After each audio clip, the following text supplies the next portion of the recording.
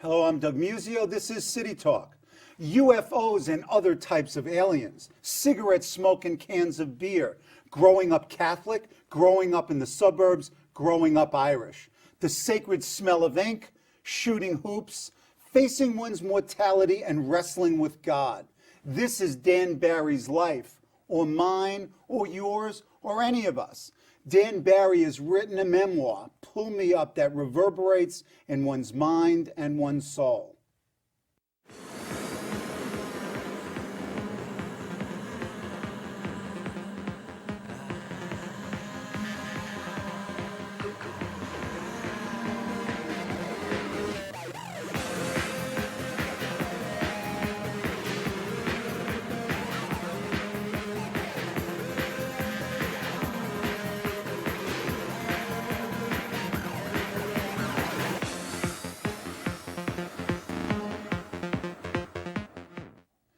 Dan writes the About New York column for the New York Times. He has shared the Pulitzer and George Polk Prizes, and in 2003 won the Distinguished Writing Award from the American Society of Newspaper Editors.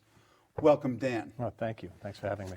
You can see I read this book. It is the most dog-eared book in my collection, only exceeded, I think, perhaps by Pete Hamill's. Each one of these dog ears represents me saying, I know this, I've experienced this, I've smelled it, even the sadistic clergy of our Catholic education. Now, let's turn to the writing of the memoir itself. Right. Is this book, like you claim some of your columns are, a hedge against your mortality, sort of a recognition that you are still here because you were on this book? I guess so. I mean, that doesn't sound like the wisest way to approach publishing, but I had been sick in '99 with a bad cancer, and I got through that. And after I came out the other end of that process, it dawned on me that all these wacky stories, many of them not particularly extraordinary, but extraordinary to me, would have died should I have died. And so I said, you know, I got to get these down. And while I was sick, I was writing for the Times as much as I could, and every time I would write, it was my way of signaling, perhaps only to myself, I'm still here. You know, here's, you know, my byline over a very minor story, but it was my way of waving the flag of life, you know. And a glorious flag it is, and we'll get right into it. This is really a book of love. Your mother, Noreen, your father, your brothers and sisters. It's a love of baseball. It's a love of the suburbs. Let's start among these many things with your father. Describe him to the audience and what a character he was. You know him. I mean, he grew up in a Depression era New York, so he's of a generation that is, we're losing these people. My mother. Right, who knew extreme hardship, and he would come home from school and his mother would be on a couch, on the family couch, except the couch would be literally on the sidewalk because they'd been evicted again. He lived in 4 of the 5 boroughs because they kept getting kicked out of this apartment and that apartment. Finished high school at night, you know, was a runner on Wall Street, served during the Korean War, did 3 years. He enlisted, he's very proud of that. Came back and hustled some more on Wall Street. And he was a classic New Deal Democrat kind of guy. Hated Nixon. You know, loved Bob and Ray. Do you know what I mean? He hated John Wayne. You know, some people don't understand this, but he hated... I agree. You know, when John Wayne in the 60s was making the Green Berets and all this kind of stuff and was really pushing the Vietnam War, my father said he has no standing in this debate just because he's a movie star, because back in World War II, he was fighting wars on the lots of, you know, in movie lots, you know, back to Bataan. He wasn't actually in Bataan, so that always... And there were real Hollywood celebrities who served and volunteered. Jimmy Stewart. Jimmy Stewart. No, you have a whole list of what he liked and didn't like. And the only thing I disagreed with is that I like red beets, and I'm not crazy about red cabbage, but all his other likes and dislikes fill in perfectly. Red beets, he connected specifically with the Depression when that's what they would eat because there was nothing else. You have to talk about your UFO adventures. This is one of the true highlights of the book. So he, you know, in addition to being a New Deal Democrat and a real challenging of authority kind of guy, he also thought it was presumptuous of us to think that we were the only intelligent life in the universe. And so he became actually a scholar of UFOs, and it's quite a discipline. that he carved out for himself. And so he would join this this organization, and we would get in the mail, secret documents, and the books around the living room were not like the Bible so much as like books with alien mugshots, and people with what's this stuff, the stuff that would come out of your mouth. Ectoplasm. Oh, okay. It looks like a marshmallow coming out of your mouth, and we would look at these as kids. Oh my God! But other families would go to the miniature golf course or would go to the drive-in. What we would do is we'd get into the station wagon and drive in search of UFOs at night. So the kids would be in the back of the station wagon in their pajamas, and we would drive to a reservoir in New Jersey where my father. We're close to where I live now. Go ahead. Had it on good authority that UFOs were coming to refuel over the reservoir. And so we would do a stakeout, the Barry family, a stakeout looking for UFOs. And did you ever come close to imagining that you saw something? Oh yeah, when you're 10 and 11 years old and you're in the back seat and you're trying to fight off sleep. Dad, is that one? Is that one? Is that one? And he would have binoculars and he could tell it was an airplane, but he would let us know. Oh no, it doesn't. I think it's an airplane. And my mother, who was born in Ireland, grew up in rural Ireland, would be the wheelman. She'd be the driver, and she'd be sipping coffee, like she'd been on stakeouts all her life looking for UFOs. That's what it was like. What was her attitude? I mean, what? It she kept loved the family them obviously, and it kept the family together. But yeah. She was a cynic about all of this stuff. No, she kept her opinions to herself mostly. I think that she would let my father think, yeah, sure, it's probably true, Gene, but it kept the family together. On dark nights when you're driving along, do you ever get the feeling that you should stop and look for UFO? I mean, or a sense that this might be the spot where you see what your father was unable to show you? Oh, absolutely. To this day, I think of a little passage. It was in one of those weird books on the coffee table about someone disappearing. In other words, you're walking down a street and you disappear because you entered a fold into another dimension. And there was this famous story that we heard as kids about a farmer walking across a field and suddenly disappearing. And for years afterward, his wife would go to the spot and she could hear his voice, but he wasn't there. To this day, when I'm walking alone down a street, I think that I'm about to slip into another dimension. That's something heavy to carry. Yeah, it's tough on me. I keep moving this way. That's right. So you can not walk through the opening in the space-time continuum. You give a view of the other side of suburbia. In a sense, there's several memoirs. Doris Kearns Goodwin wrote a memoir about Long Island where she talks about the other side of the suburbs. And you make an explicit critique of the John Cheevers and the Phillips Roths that your suburb was different than that. In fact, your blue-collar suburban neighbors never read these people, and they were living the good life. What was it like growing up in the burbs in the 60s? Well, oftentimes Long Island and to a lesser extent, I think New Jersey, are the butts of these jokes. That there's something wonderful about the urban life as opposed to the suburban life, which is somewhat beneath the urban life. Well, what happened was, in my neighborhood at least, a lower middle class, a working class neighborhood in the town of Deer Park on the south shore of Long Island, known only to those who know exit 51 off the expressway. You wouldn't go there unless you had relatives there. It's not a destination. I had an uncle who lived off Deer Park Road, and you mentioned the town of Babylon. My aunt and uncle had a bungalow in Babylon in the 50s and 60s. So it was really ex-urban then. Babylon was on the south. I mean, that was, and that's where Robert Moses would hang out. But that was something to aspire to from Deer Park. Right. Deer Park is a village or a hamlet in the town of Babylon. And it almost didn't. You talk about sort of the staples of suburban architecture, the monuments, the gas station, the impermanence of it all. But also, the people that were living down the street from me and across the street from me were, in fact, from the Bronx, and they were from Queens, and they were from Brooklyn. And they weren't bad people because they left the city. They had grown up in tenements and had experienced a depression. And you know what they wanted? They wanted some grass. That's what I remember. And I had this epiphany only when I was writing the book. I think, I too was like a self-loathing Long Island type. I was born in Jackson Heights, but you have some redeeming qualities. Yes, I do, and I've lived in the city for a long time. But back and forth. But remembering as a kid the neighbors, sitting in their garages and having their lawn sprinklers go like this across the lawn, and their lawn is about the size of your carpet right here, very small, and watching the rainbows formed in the sprinkler, the water.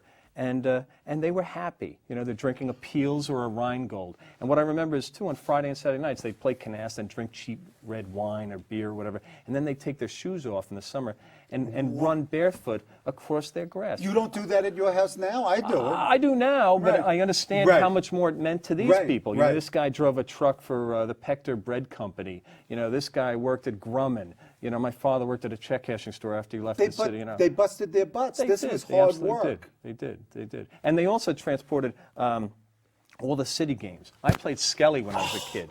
This is one of the dog years. You talk about Skelly and Yeah. Johnny on the Pony. I mean, Yeah, those are yeah. those. We grew up with those Box games. ball. We played box ball. We played box ball, slap ball, punch ball, stick ball, Yeah. Skelly. Yeah, It was great fun.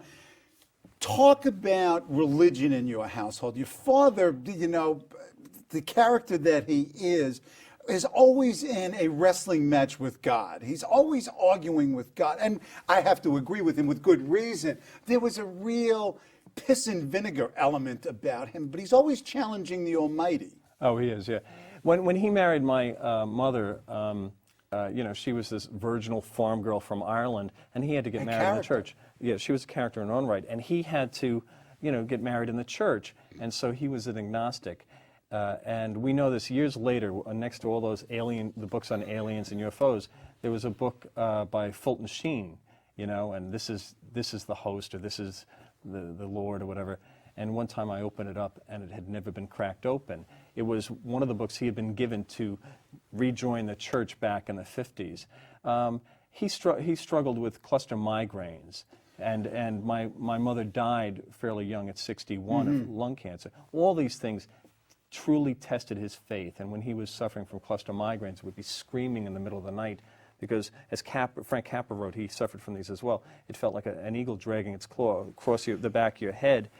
He's screaming to God Almighty. This was like the music of my childhood, hearing him beseeching God to give him relief and give the family relief. How old are you when this happens, and with your three siblings? I mean, what is the feeling in the house with the father upstairs railing against God? Yeah, uncertainty. Uncertainty. Nothing is certain.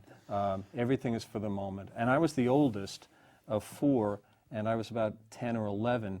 So the impact on that, in fact, was much much greater on my siblings. You note, and I'm quoting you on page 127, that you learned from them that, quote, life is fragile, take nothing for granted, everything can change in the bat of an eye. And in a sense, that lesson you carry throughout the book to today, in fact. Right. That's true.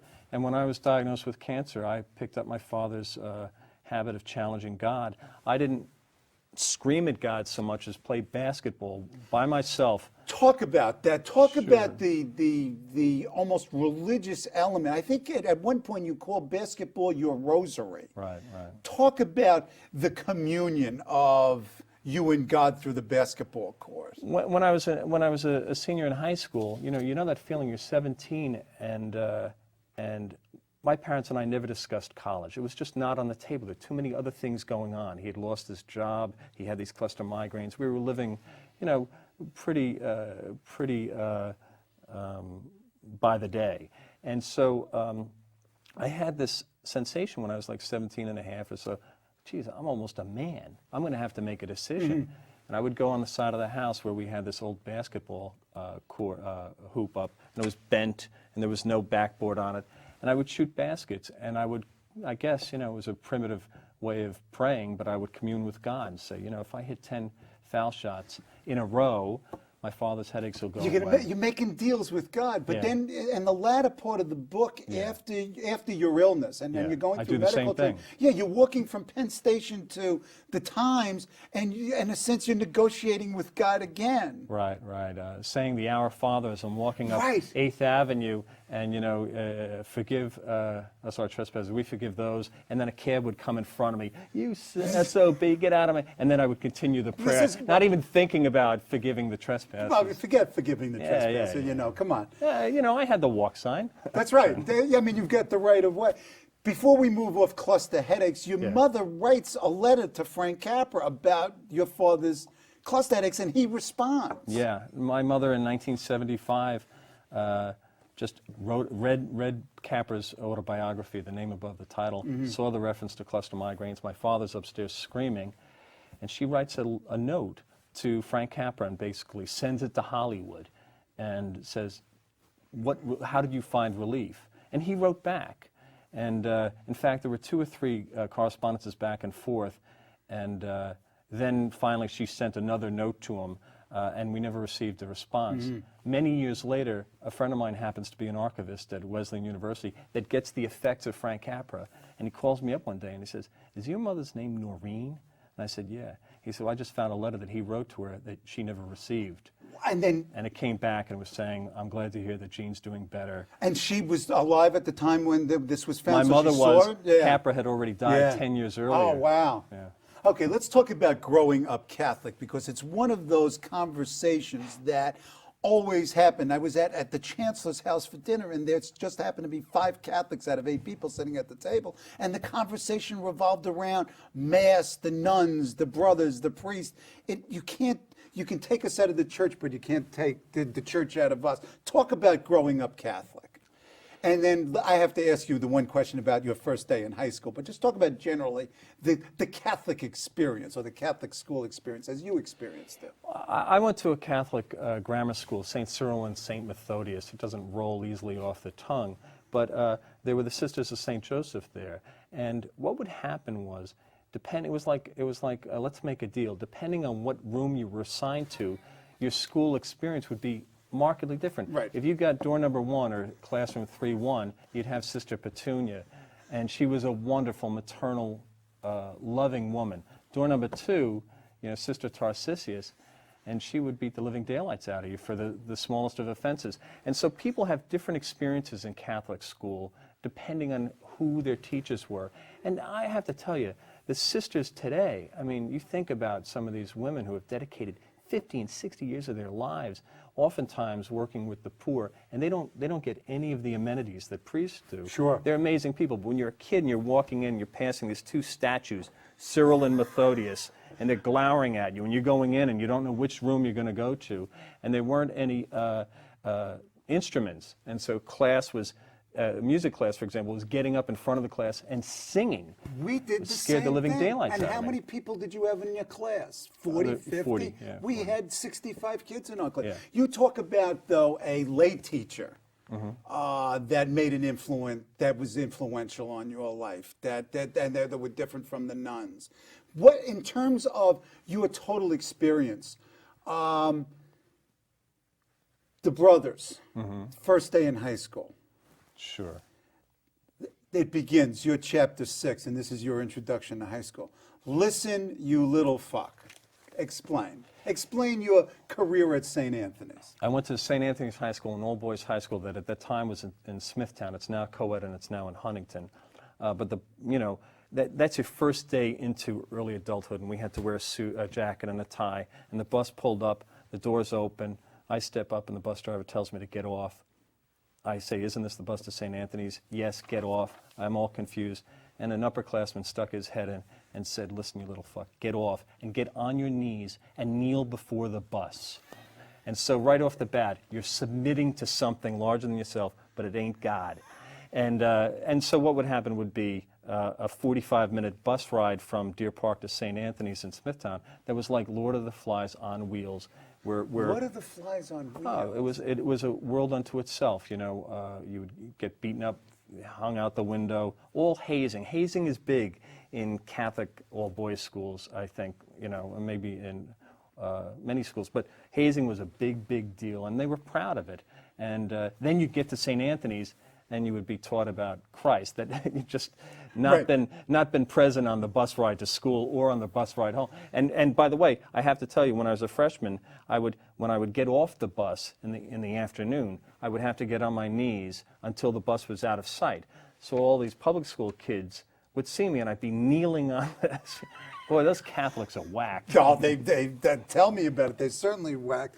Talk to me about Brother Null. The Franciscan brothers, and many of those men are great men, and they had great influence on me. But you take 100 men, there's going to be a dozen or so whack jobs, and he was a predator. He was he would give you difficult tests every day. We had a quiz every day, and if you failed, you'd have to go up to his special office on the top of campus.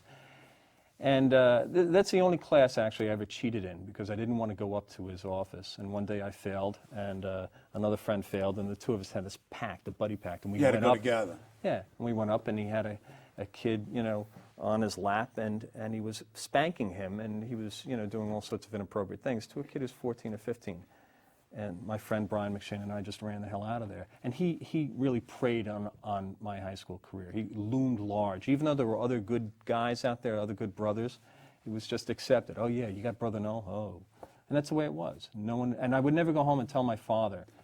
He had other things going on. I was, emerging as a man, or so I thought. I would never go home and tell my parents, Right. oh, there's this guy who scares the living daylights out of us at school, and I think he's a predator. And they were always right. I mean, to our parents, the religious were always right, and you were But always my wrong. father- yeah, but father- your father. See, your father was different. Your Yeah. father had no love for. I didn't want to tell him, because he really would have hopped in that station wagon, driven up to Kansas, blown a gasket, and kicked some Franciscan ass. And that wouldn't have been particularly Franciscan of him, but he would have. Baseball, Yankees. Yeah. You're a Yankee fan. You're a lunatic Yankee fan. Yeah, it was. And you grew I was. up. You're not anymore. I go back and forth. I have some moral issues with the Yankees. Well, let's talk about this. Well, what happened was when I became of baseball age, the Yankees were very bad. My father would tell us about Mickey Mantle and Joe DiMaggio before him, and by the time we became of age, my brother and I, Mantle was broken, really. He was and you really 1965. come of age 65. 65, Bad 66. year. The Yankees ended in '64. I mean, and then you have this vast wasteland. Oh, so, but you bring up important names like Horace Clarke and Ruben Amaro. Right, and so I can identify, with the losers. With the losers. Yeah. People talk about, the Yankees, they don't know what it means to lose. Well, that period from '65 into the early '70s, we rooted, my brother and I rooted so strongly for Horace Clarke, and we called him Haas. Right. And he wasn't a particularly good ball player. He was all right, but he wasn't a superstar. But we rooted for him, and there was a whole succession of guys, Johnny Callison, who had been good for the Phillies, and Danny Cater, and all these guys. Well, we then you thought had would all be, the next mantles. You had Jack Reed, you had Bobby Mercer. How many next mantles had there been? But then you talk about Celerino Sanchez for a little while was the next man. Wait a minute. You mentioned that I still don't remember him. You said Celerino Sanchez. If you look How do you remember this? Because in 1972, the Yankees were having trouble finding a third baseman. He was supposed to be a godsend, and he lasted, I think, as long as we've been talking. So, right, exactly. Celerino Sanchez, that's why I remember Exactly. But you've played baseball. Yeah. You continued playing well into your adulthood, and there were some humorous passages of you playing ball with the Providence Grays, I think, where there are all these old men around you. Yeah, it was over 30 league. I played baseball, I played in high school, I played for St. Anthony's, and then you give it up for a while, and then you play when you're 31, and you forget, you've been playing softball, you've been out of the game, you forget that there's something called a curveball. And the first pitcher I faced was a left-handed curveball. And you're a right-handed batter. No, I'm lefty. You're a lefty. So he's coming. Oh man. I fell like 10 feet out of the batter's box. Yeah. But there was something for me. There was something spiritual there too, to be playing, in center field at night, with a bunch of guys. Most of them are fathers now. And there's something sweet when the grass is getting dewy and the ball seems to have this kinetic energy at night. It kind of looks like a flash when it's hit, even when it's skidding across the ground. And I found it, very spiritual in a weird way. Yeah, I mean, baseball is, in a sense, a transcendental game. A lot of us see it as being something more than it is. Let's talk about your writing. You begin in a small Connecticut paper, then you go to Providence, where you, in effect, you define your life at various points in the book. 1992 was this story, 1993 was that story, and then you talk about sort of losing yourself in your writing and then coming back to it. Talking about your evolution as a writer and how what you wrote and what you saw affected you. Well, I got a job at a small newspaper in north central Connecticut, tobacco field country in 1983. And, at that age, you don't have children, my wife to be was living 400 miles away. You give your entire self to this enterprise known as a newspaper, and you find yourself there, 15 hours a day, even on Saturdays and Sundays, until it becomes to define you. You find yourself sitting next to the police scanner, almost rooting for a murder, however odd that seems. And then what happens is Tell. a colleague of mine at this small newspaper, in fact, was murdered. And she was murdered in her apartment in Hartford. And the newspaper had to write about it, and I was assigned to write about it. That was an epiphany. Yeah, well, at first, you know, I kicked in, you know, the journalist in me kicked in, all right, I'm going to find the guy who did this. I'm going to do this and that, and, you know, all this fanciful idea of what it means to be a newspaper reporter. And, of course, I couldn't find the killer. I worked like crazy trying to find the killer, whatever that means. And, in fact, no one's ever been convicted of the murder to this day. I learned something about that, you know, that some stories have no ending, you know, that the endings to some stories are that they have no ending. Right. And that was the epiphany. And then what I was referring to at the Providence Journal is that when you're so dedicated to your job, years are defined not by moments in your private life, but rather by stories. You know, that's when the banking crisis occurred. Oh, that's when I did the big series on the patriarchal crime family. Or that's the year I did this and that. And I don't think that's particularly healthy. And I think I've had a lot of epiphanies, but it dawned on me, I better, you know, rearrange my life. I can't believe we only have a minute. Talk about your first, as you go to be interviewed for the time. We have to continue this conversation because we can't end here. Sure. You're going to your interview with the Times, big job, extraordinarily excited. Tell what happened. The job was for a clerk, and at that time, in 1982, 83, it paid more than what my father was making. So I'm wearing all of my father's clothing, walking up 8th Avenue, very nervous, but thinking of all the big words that I'll use in this interview. And right at the Port Authority, someone came out of the Port Authority and did a pirouette in front of me and hit me across the chest with a paper bag, in which was a bottle of Colt 45. And the malt liquor went all the way down my jacket. And this is at 10 to 10, a quarter to 10, and my interview was at 10 o'clock. So I'm in front of the Times building trying to shake the beer, the liquor, off my jacket. And I sat for the interview sideways, and the only thing I remember the woman asking me is, how many languages do I speak? And I didn't get the job. In fact, I never heard that I didn't get the job. It was just like my interview never happened. But you did get the job. Many years later. Let's break here and let's come back. And I want to continue this conversation. Sure. Thank you.